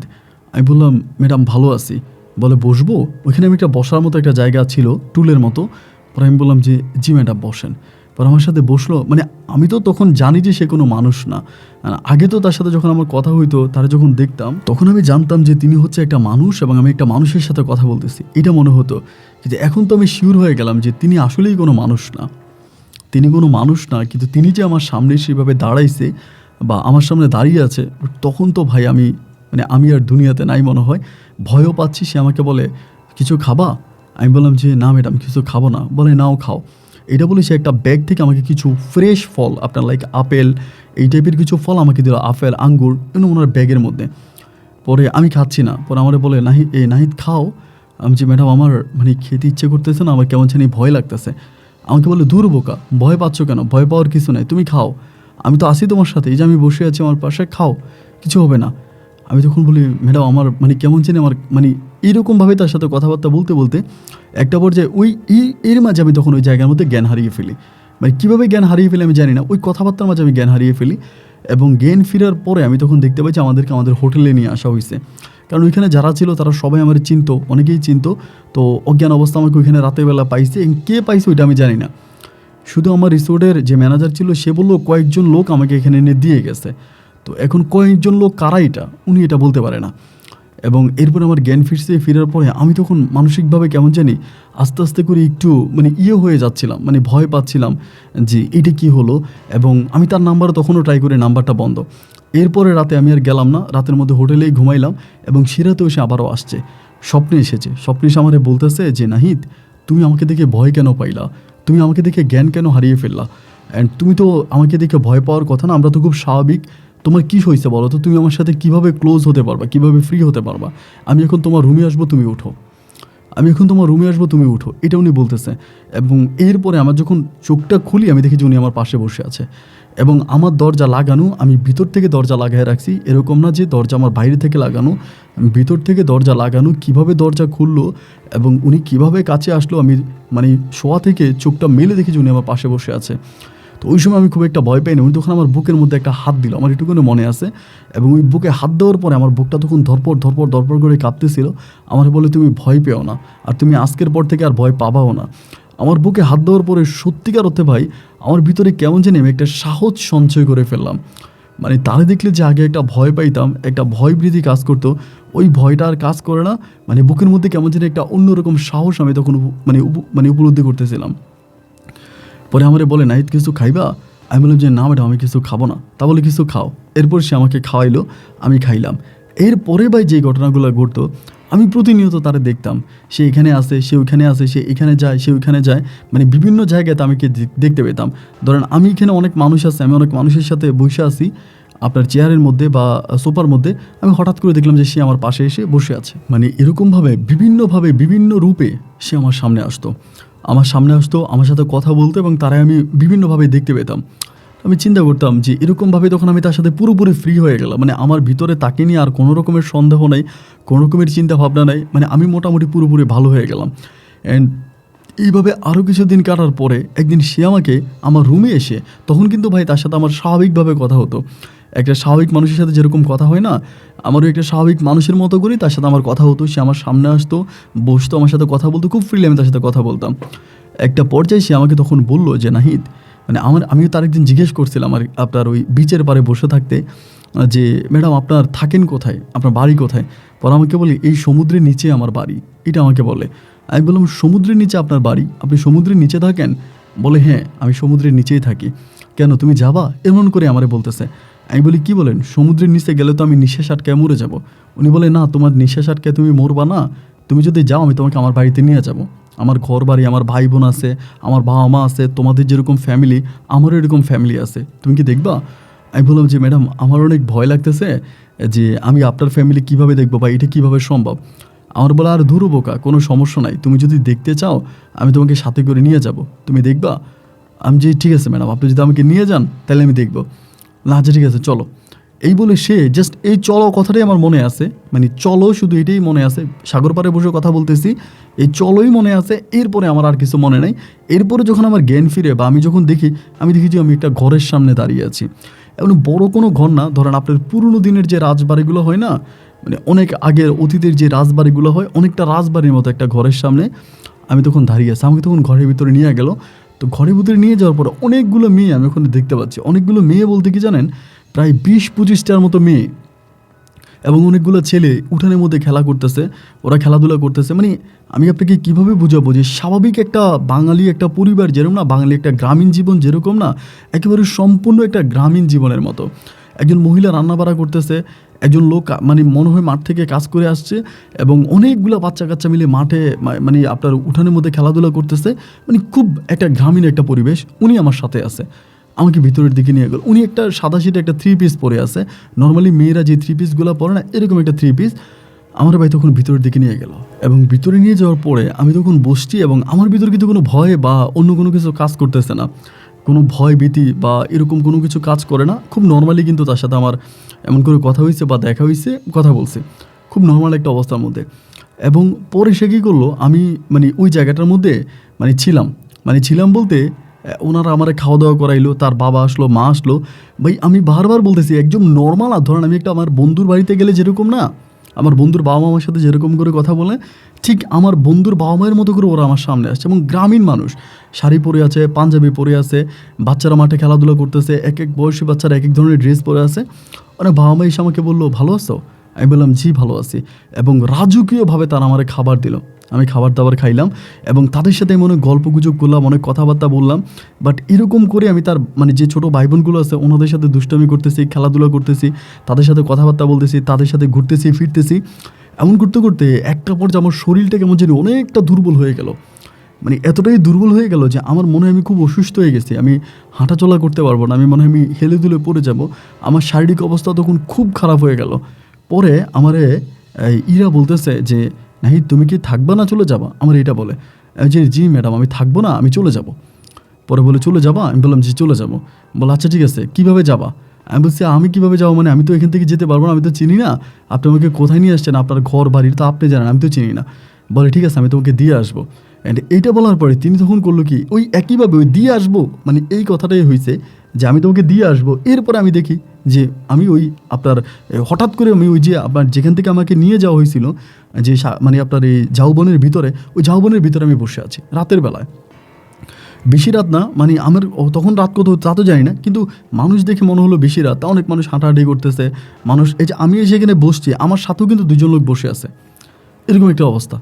পরে আমি এখান থেকে দাঁড়াইলাম, দাঁড়ানোর পরে ডাইনি বামে দেখতেছি আমার শরীরটা খুব দুর্বল, আমি হাঁটতে পারিনি, এমন একটা দুর্বল। আমার কাছে কোনো টাকা পয়সাও নাই।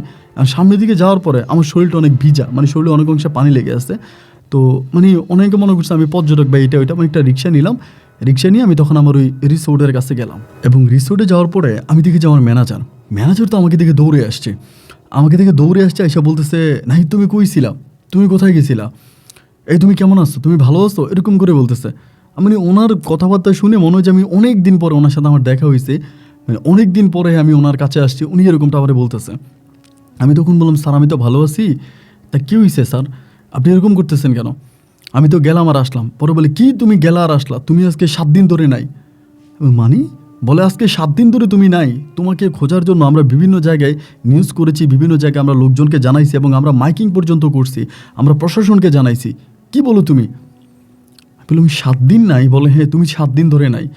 তো আমি তখন এই মানে ওইখানে গিয়ে মানে ইয়ের উপরে বসছি, আপনার সোফার উপরে বসছি, এবং কিছুক্ষণের মধ্যেই এই ম্যানেজারের সাথে সবার উপর কিছুক্ষণের মধ্যে তখন মালিক চলে আসছে, মানে আমাদের ওই রিসোর্টের যিনি মালিক, প্রধান মালিক, উনি আসছে। উনি এসে আমার বলতেছে যে এই ছেলে তুমি কোথায় ছিলা? আমি কিছু বলি না। পরে আমি বলি কোথায় ছিলা বলো? আমি কিছু বলি না, নিচের দিকে তাকে আসি। পরে আমার বলতেছে তুমি কোত্থেকে আসছো? এখানে আরেকটা কথা বলে রাখা ভালো, ওই যে এরা কিন্তু আমাকে বারবার একটা কথা শিখাই দিয়েছিল, তুমি কিন্তু জীবনও কারো কাছে বলবা না যে তুমি কোথায় ছিলা, তুমি কোথায় গেছো, কোথায় ছিলা, কোথায় গেছো, এটা কারো কাছে বলার দরকার নেই। যদি তুমি বলো তোমার বড় ধরনের ক্ষতি হয়ে যাবে, তোমার অনেক বড় ধরনের ক্ষতি হবে যদি তুমি এটা কারো কাছে বলো। খবরদার এটা তুমি কারো কাছে বলবা না, যদি বলে ফেলো তোমার ক্ষতি হবে। এটা আমাকে মানে ওকে বললো, ও মানে ওই নাহিদকে বললো। এরপরে ও বলতেছে যে ওরা যখন মানে আমার যখন বারবার হচ্ছে আপনার মানে ম্যানেজাররা জিজ্ঞেস করে এবং মালিক জিজ্ঞেস করে যে এই ছেলে তুমি কোথায় ছিলা, তুমি কোন জায়গায় ছিলা, কোথায় ছিলা, আমি তখন কিছুই বলি না, আমি তখন নিচের দিকে তাকিয়ে আছি। আমার বলতেছে তুমি কোথায় ছিলা বলো, কোন জায়গায় ছিলা, তোমার বাড়ি কই, তোমার ঠিকানা দাও। আমি তখন আমার ঠিকানাও দিচ্ছি না।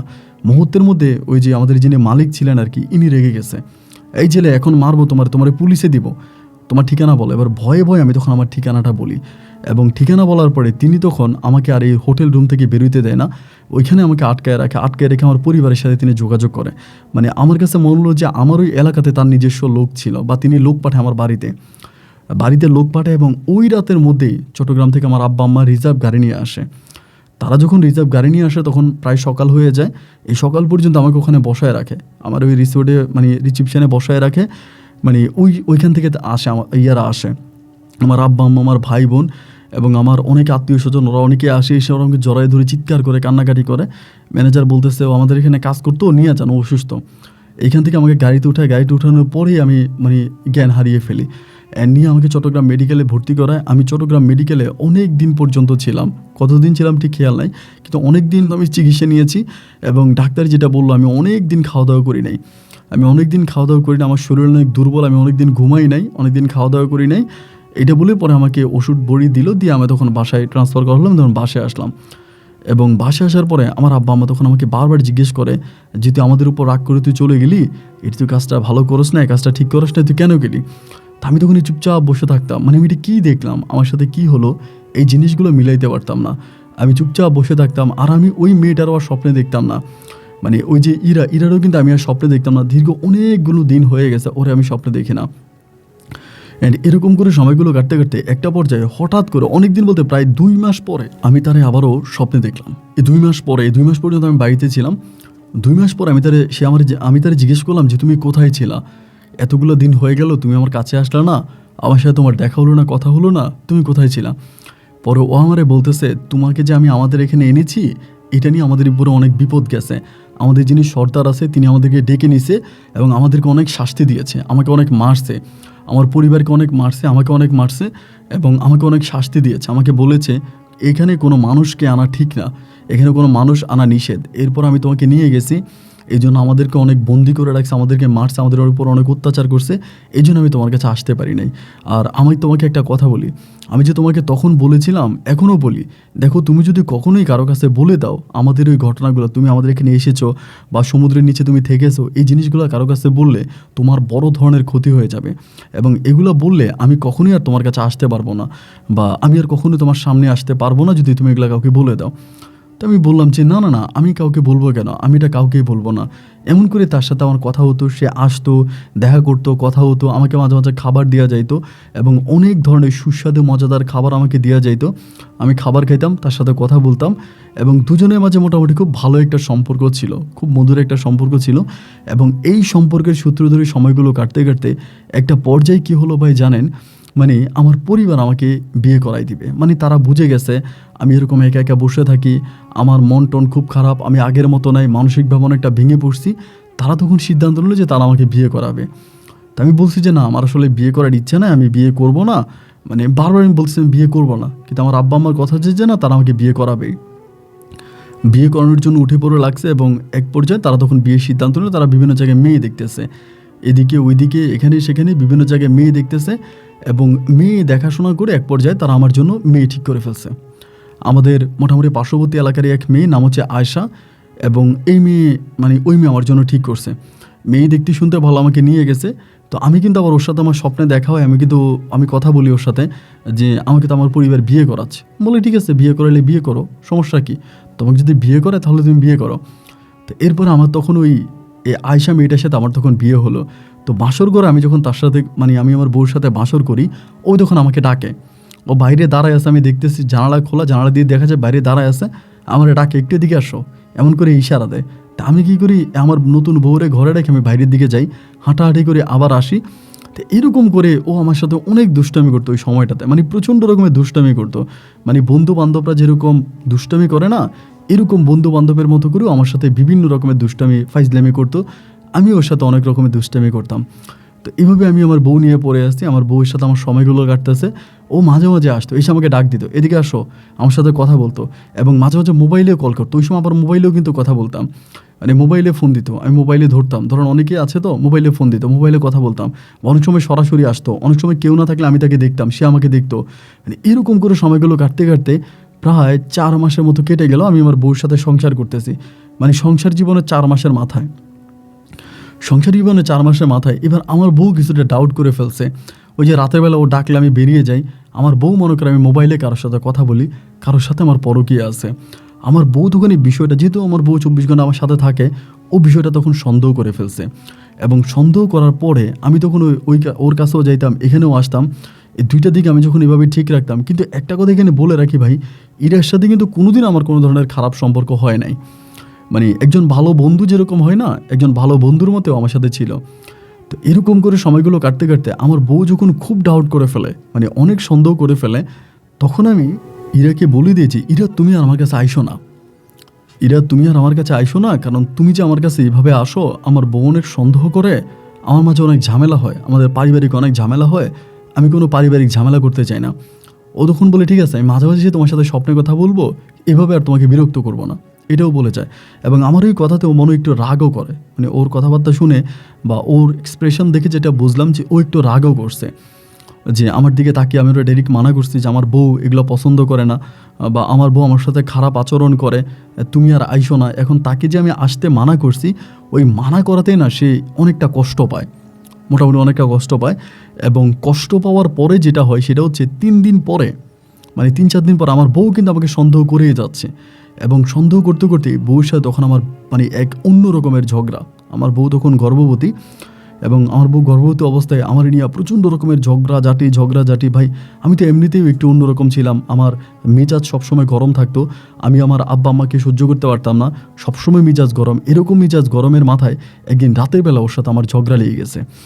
এবং মানে ঝগড়া লাগছে ওই ইরাকে নিয়েই, যে আমি নাকি রাতের বেলায় ইরা ইরা বলে 2বার ডাকও দিছে, আমার বউ এটা শুনছে, এবং আমার বউ ডাউট করছে কোনো মেয়ের সাথে আমার পরকীয়া আছে। এইরকম করে সে ঝগড়াঝাটির এক পর্যায়ে আমি রাগ কন্ট্রোল করতে না পেরে ওকে বলে দিলাম যে আমার কোনো মানুষের সাথে সম্পর্ক নাই, আমার একটা পরীর সাথে সম্পর্ক আছে। পরে বলে পরি পাইলা কই, কিসের পরি? আমি বললাম হ্যাঁ, আমার একটা পরীর সাথে সম্পর্ক আছে। এটা বলা মাত্রই ও তখন আমাকে আরও মানে খাপটি মেরে ধরলো যে পরীর সাথে সম্পর্ক আছে মানে কিসে, তোমার পরীর সাথে সম্পর্ক আছে মানে কি, পরীর সাথে সম্পর্ক আছে? আমি ওরে বলতে চাই না, এবং বলতে না চাওয়ার কারণে ভাই ও আমাকে এমন করে ধরছে, মানে এমনভাবে ধরছে, মানে আমি তারে আর মানে কোনো কিছু বুঝাইতে পারতেছি না। যে আমি তারে মানে এটাও বলেছি যে দেখো তোমার কাছে বলে দিলে আমার সমস্যা হবে, আমি যদি তোমার কাছে জানাই দিই তাহলে আমার অনেক সমস্যা হবে, আমার ক্ষতি হয়ে যাবে, বড় ধরনের ক্ষতি হবে। ও বলে দিছে আমি তোমাকে বলতে পারবো না। তুমি যে সন্দেহ কোনো মেয়ের সাথে আমার সম্পর্ক আছে, শুধু ওই সন্দেহ থেকে বের হওয়ার জন্য আমি তোমাকে সত্যিটা জানাইলাম যে আমার কোনো মেয়ের সাথে সম্পর্ক না, আমার সম্পর্ক আছে একটা পরীর সাথে। শুধু তুমি যাতে আমাকে সন্দেহ না করো, কিন্তু আমি তোমার কাছে অনুরোধ করতেছি তুমি এটা এর চেয়েও বেশি কিছু আর শুনতে চেও না। এর চেয়েও বেশি কিছু যদি শুনতে যাও তাহলে আমার অনেক সমস্যা হবে। না, ও আমাকে এমনভাবে ধরছে যে না তোমাকে বলাই লাগবে, না তুমি আমাকে বলবাই তুমি কি দেখছো, মানে তুমি কি দেখছো, কি হয়েছে, মানে বারবার আমাকে ভাই এমন করে ধরছে, মানে আমি আর তার এখান থেকে ছুটার কোনো অপশন পাইতেছি না, মানে তার এই দিক থেকে আমি আর ছুটতে পারতেছি না। সে আমাকে বলে তোমাকে বলাই লাগবে, তোমাকে বলতেই হবে তুমি কি দেখছো, তুমি কি দেখছো, তুমি কি দেখছো, মানে আমি কি দেখছি, কার সাথে আমি কথা বলি, কিসের পরি। রাতে এমন করে বউয়ে ধরে, আসলে যারা বিবাহিত পুরুষ এরাই জানবে যে বউয়ের অত্যাচারটা কেমন। আমার ওই বউটা আসলেই ভালো ছিল না, আয়শা এত পরিমাণের খারাপ ছিল ভাই, আমি বলি বুঝাতে পারবো না। মানে ওর অত্যাচার আমি সহ্য করতে না পেরে রাতের বেলায় আমি ওকে বলে দিই, মানে আমি রাতের বেলা ওকে বলে দিই যে দেখো আমি আসলে এই ঘটনা, মানে একটা পুরীর সাথে আমার সম্পর্ক হয়, ও আমার ওর রাজ্যে নিয়ে যায়, এবং ও এখন মাঝে মাঝে আসে, এরকম আমি মোটামুটি ইরার সাথে আমার যা কিছু হয়েছিল আমি সব কিছুই বলে দিছি। আর আমি বারবার বলি, আমি জীবনেও ইচ্ছে করে বলি নাই, আমি বলতে বাধ্য হয়েছিলাম, কারণ আমি না বলে আর থাকতে পারতেছিলাম না। না, বউ আমাকে যে পরিমাণের প্রেশার দিচ্ছে, আমি ওই প্রেশার নিতে না পেরে ভাই বলে দিছি। এবং ওই বলে দেওয়ার পরে ও তখন আমাকে বলতেছে মানি তুমি এটা কি বলো, তোমারে এই মানে কি, মানে এটা কি, ও বিশ্বাস করতেছে না। আমি ওর এরকম বুঝাইলাম যে দেখো আমার এই খাবার দে, ওইটা দে, ওইটা দে, এরকম করে করে আমার বউ তখন খুব অবাক হয়ে গেল, আয়শা তখন খুব অবাক হয়ে গেল। অবাক হয়ে তখন ও বললো এটা কী ধরনের কথা। ও তখন খুব টেনশনে পড়ে শুয়ে পড়লো, আমি ওর সাথে শুয়ে গেছি, দুজনে ঘুমাই গেছি। ঠিক এইটুকুই আমার মনে আছে। আমার যখন ঘুম ভাঙলো সকালবেলা, ঘুম ভাঙলো বলতে ও আমাকে ডাকতেছে, আমাকে বললো এই উঠো না কেন, উঠো না কেন, 2-3 বার ডাক দিছে এই আয়শা। বাট আমি কিন্তু ইরাকে রাতে স্বপ্নে দেখি নাই, ইরাকে আমি রাতের বেলা স্বপ্নে দেখি নাই, মানে ডাক দিছে। আমি তখন উঠছি, উঠার পর আমি বললাম যে ঘরের লাইটটা দাও, ঘরের লাইটটা দাও। ও বলে তুমি পাগল হইছো, সূর্যের আলো ঘর জলমল করতেছে, তুমি বলো ঘরে লাইট দেওয়ার জন্য। আমি বললাম মানে সূর্যের আলো মানে, আমি তো চারদিকে অন্ধকার দেখতে পাচ্ছি। ও বলে কি তুমি অন্ধকার দেখতে পাচ্ছ, তুমি কই? ও বলে আমি কই মানে, আমি তো তোমার সাথেই দাঁড়িয়ে আছি। কি বলো তুমি আমার সাথে দাঁড়িয়ে আছো, আমি তোমার দেখতে পাচ্ছি না। আমি কি আমার দেখতে পাচ্ছ না, এই যে আমি তোমার হাত ধরছি, যখন আমার হাত ধরলো আমি বুঝলাম যে কেউ একজন আমার হাত ধরছে, কিন্তু ভাই আমি দেখতে পাচ্ছি না। আমি চিৎকার করতেছি, আর আমি তো চোখে দেখতে পাই না, আমি তো চোখে দেখতে পাচ্ছি না। পরে চিৎকারের পরে আমার আব্বা আম্মা ওই রুম থেকে আসছে, আমার ভাই বোনরা যারা ছিল এরা দৌড়ে আসছে। আসার পর আমি আর কাউকে দেখি না। আমার আব্বা তখন সাথে তো আমাকে এরকম করে ধরাধরি করে পরে ডাক্তারের কাছে নিয়ে গেল, আমাদের এলাকার ডাক্তারের কাছে নিয়ে গেল। ডাক্তার তখন দেখলো, অ্যান্ড দেখে বলতেছে যে কিছু পরীক্ষা নিরীক্ষা দিল যে কোনো রাতকানা বা এরকম কোনো সমস্যা টমস্যা বা কিছু হলো কিনা। আমাকে তখন এই অনেকগুলো পরীক্ষা দিল এবং চিটং মেডিকেলে নিয়ে গেল, অনেকগুলো পরীক্ষা নিরীক্ষা করলাম, বাট আমি টোটালি আর চোখে দেখি না ভাই, এক বিন্দু পরিমাণেরও চোখে দেখি না, বিন্দু পরিমাণের চোখে দেখি না। অ্যান্ড এরপরে চিকিৎসা করতেছে। ওই দিন আমাকে যেদিন মেডিকেলে নিয়ে গেল, ওই দিন দুপুরবেলা চট্টগ্রামে মেডিকেলে শুয়ে থাকা অবস্থা আমার হঠাৎ করে মনে হলো হায় হায়, আমাকে তো বারবার এরা মানা করছিল যে আমি যাতে এই ঘটনা কারো কাছে না বলি।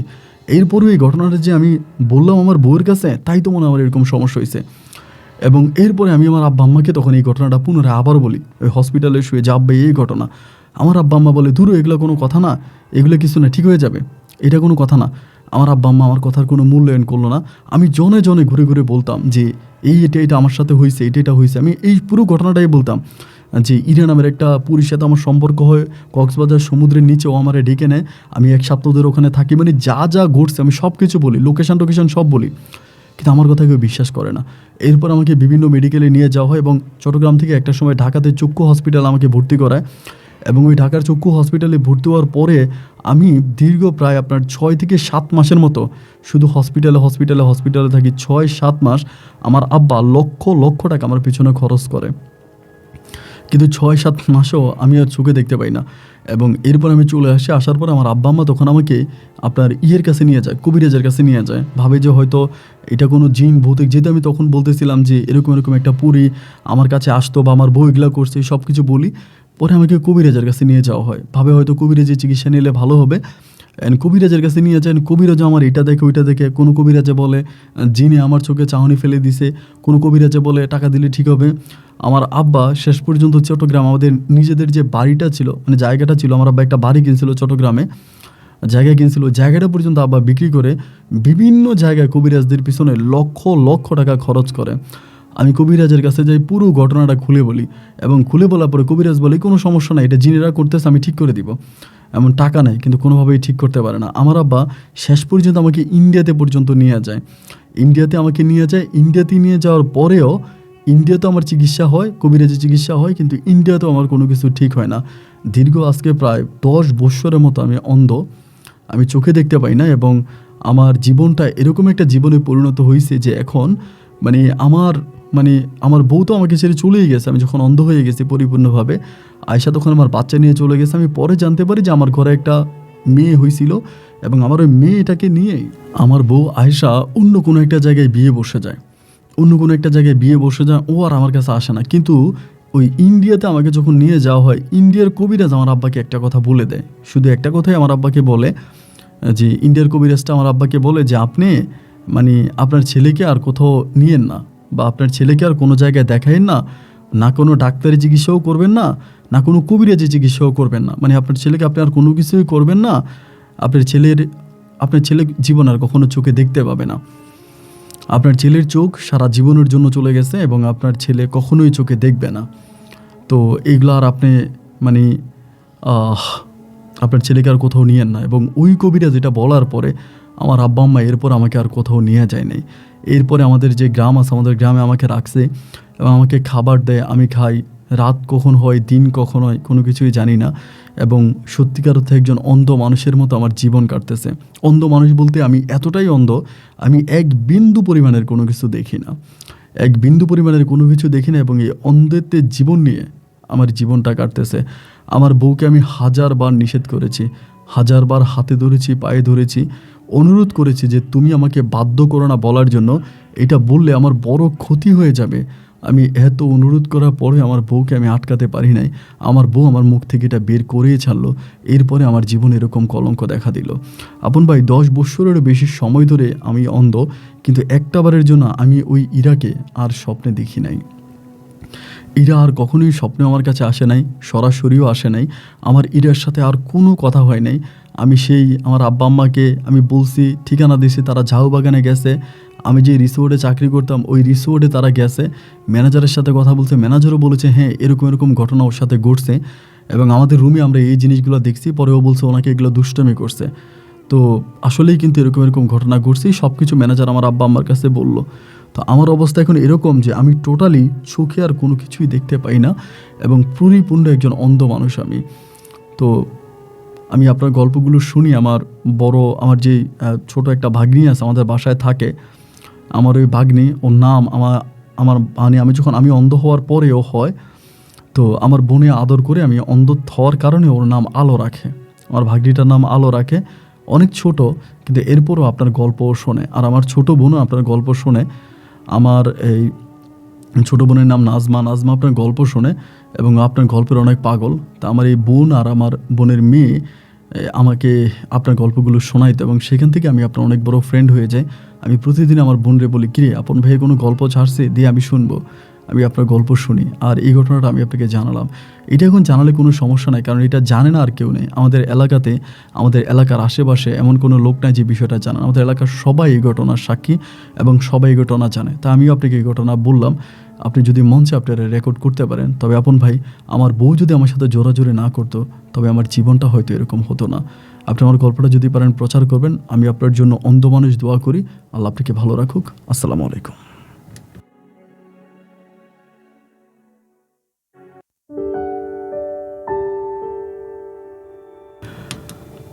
বন্ধুরা, সবাইকে ধন্যবাদ এতক্ষণ পর্যন্ত চট্টগ্রামের ভাই নাহিদের জীবনের বাস্তব গল্পটা আমার মুখে শোনার জন্য। বন্ধুরা, গল্পটা আসলেই তাজ্জব এবং ভয়ঙ্কর ছিল।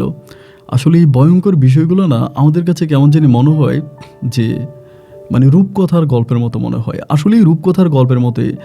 আমি যদি আপনাকে বলি যে ধরেন আপনার আশেপাশে কয়েকটা জিন ঘোরাফেরা করতেছে, আপনার আশেপাশে কয়েকটা জিন আসতেছে, আপনি যখন রাতের বেলায় ঘুমিয়ে থাকেন, যদি কোনো গ্রামে থাকেন, সেই গ্রামের বড় বড় আম গাছগুলোর মধ্যে, বড় বড় গাছগুলোর মধ্যে জিনেরা এসে বসে, জিনেরা ওখানে রান্না করে, জিনেরা খাওয়া দাওয়া করে।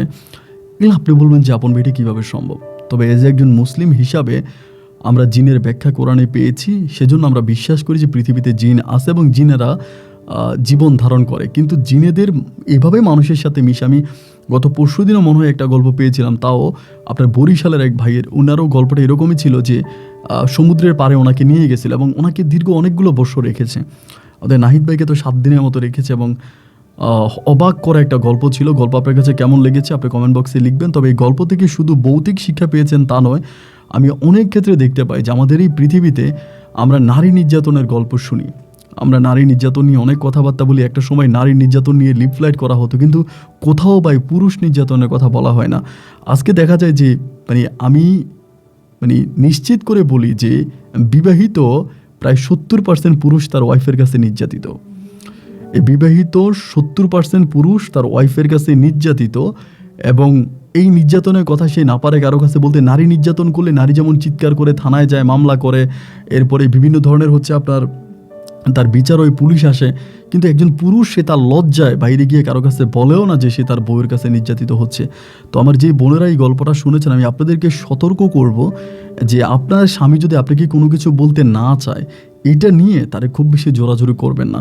সে যদি কোনো বিষয় লুকায়িত রাখতে চায়, তাকে এটা লুকায়িত রাখতে দেন। কারণ একটা কথা মাথায় রাখবে যে প্রতিটা মানুষ, আমরা মনে করি বিয়ে করার পরে এই মানুষটা যা আমিও তা, না ভাই, এই মানুষটা আর আপনি কখনোই এক হবেন না। সে আপনার কবরে যাবে না, তো সে আপনার কবরে যাবেন, আপনি কবরে একাই থাকবেন। প্রতিটা মানুষের একটা পার্সোনাল লাইফ আছে।